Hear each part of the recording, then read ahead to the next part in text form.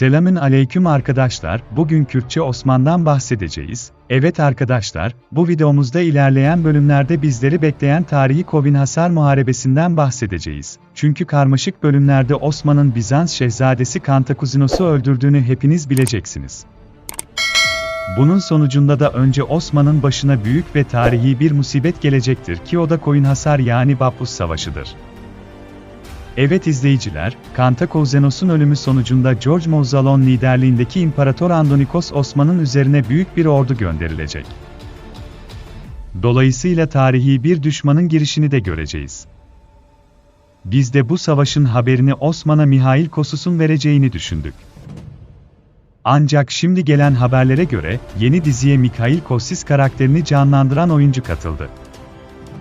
Horoleş Osman'ın tüm izleyicileri için çok üzücü olan, çünkü Mikhail Kossus tarihi bir karakter. Neyse, bu kötü şey hakkındaki fikriniz nedir? Yorum kutusunda bize mutlaka anlatacaksınız.